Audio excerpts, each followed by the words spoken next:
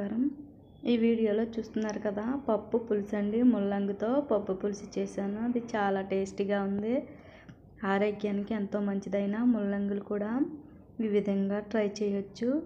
ఇప్పుడు దాని ప్రాసెస్ చూద్దాం. ముందుగా 2 కప్పులు కందిపప్పు తీసుకుని ఈ విధంగా వాటర్ వేసుకుని బాగా 2-3 సార్లు కడిగి పప్పు మునిగేంత వరకు వాటర్ వేసుకోవాలి. ఇలా వాటర్ వేసుకున్న తర్వాత చిన్న నిమ్మకాయ సైజ్ అంతా చింతపండు తీసుకుని ఇందులో కొద్దిగా వాటర్ వేసుకుని బాగా కడుక్కుని కడిగిన చింతపండు పప్పులో వేసుకోవాలి. ఇష్టం లేని వారు విడిగా పులుసులాగా కూడా వేసుకోవచ్చండి.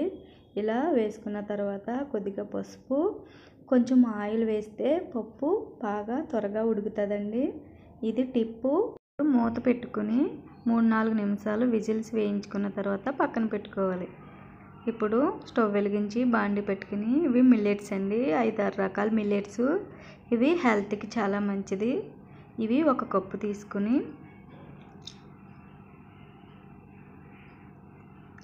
ఒక అరకప్పు కందిపప్పు తీసుకుని ఇవి బాగా ఫ్రై చేసుకోవాలి. కమ్మటి వాసన వచ్చేంత వరకు ఫ్రై చేసుకోవాలి.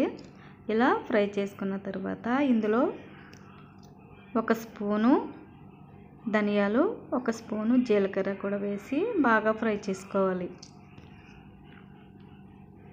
ఇలా ఫ్రై చేసుకున్న తర్వాత 3 ఎండుమిర్చి కూడా వేసుకుని ఫ్రై చేసుకోవాలి.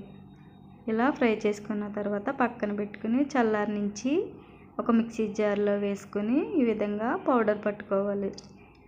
ఇలా పౌడర్ పట్టిన తర్వాత పక్కన పెట్టుకుని ఇప్పుడు స్టవ్ వెలిగించి బాండి పెట్టుకుని ఒక 1/2 స్పూను నెయ్యి వేసుకోవాలండి, చాలా తక్కువ.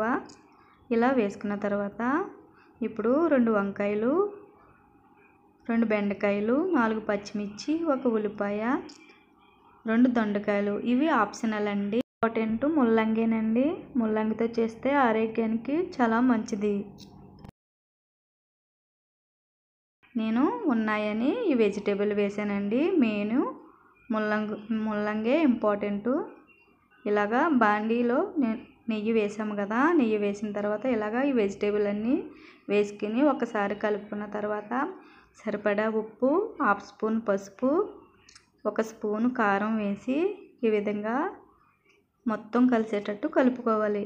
ఇలా కలుపుకున్న తర్వాత మూత పెట్టి మధ్యలో కలుపుతూ ఇలాగా 2 నిమిషాలు కుక్ చేసుకోవాలండి సిమ్లో పెట్టి. ఇప్పుడు పప్పు చూద్దాం. ఈ విధంగా ఆవిరి మొత్తం పోయిన తర్వాత మూత తీసి ఈ విధంగా పప్పు ఈ విధంగా ఒత్తుకోవాలండి. ఇలా ఒత్తుకున్న తర్వాత ఇందులో మనకి ఎంత వాటర్ కావాలో అంత వాటర్ సరిపడా వేసుకోవాలి. ఇలా వేసుకున్న తర్వాత ఇప్పుడు వెజిటేబుల్ మీద మూత తీసి ఈ విధంగా మగ్గాయి చూసారా. ఇలా మగ్గిన తర్వాత ఒకసారి కలుపుకొని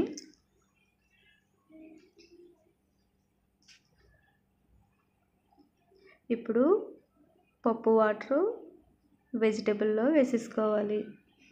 ఇలా వేసుకున్న తర్వాత ఒకసారి కలపాలండి. వాటర్ అవసరం అనిపిస్తే కొద్దిగా వాటర్ కూడా వేసుకోవచ్చు. ఇలా వేసుకున్న తర్వాత మూత పెట్టి బాగా మసలనివ్వాలండి.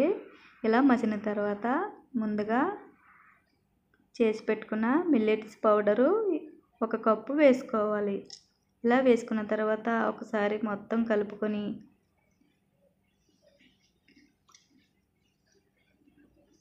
నేను ఇది మసాలా పొడి వేసానండి. ఇది ఆప్షనలే. ఇష్టం లేని వారు మానేయచ్చు. 1 స్పూన్ వేసుకున్నాను. నెక్స్ట్ కొద్దిగా కరివేపాకు కూడా వేసి మూత పెట్టి ఇది మసలనివ్వాలి. ఈ విధంగా మసిలిన తర్వాత ఒకసారి కలుపుకొని మూత పెట్టి మగ్గనివ్వాలండి. ఇప్పుడు పోపు కోసం స్టవ్ వెలిగించి చిన్న పోపు గిన్నె పెట్టుకొని 1 స్పూను నెయ్యి వేసుకుని 1 స్పూను పచ్చిశనగపప్పు, 1 స్పూను మినపప్పు, అలాగే ఆవాలు, జీలకర్ర, ఎండుమిర్చి, కరివేపాకు, చిటికెడు ఇంగువ వేసుకుని ఫ్రై చేసుకోవాలి.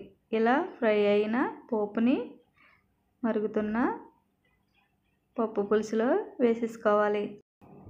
పోపు వేసుకున్న తర్వాత ఒకసారి కలిపి కొత్తిమీర జల్లుకుని స్టవ్ ఆపేసుకోవటమే, అంతేనండి. చాలా ఈజీగా ఎంతో టేస్టీగా ఆరోగ్యకరమైన ముల్లంగి పప్పు పులుసు ఆరోగ్యానికి ఎంతో మంచిదండి. తప్పకుండా ట్రై చేయండి. Thanks for watching.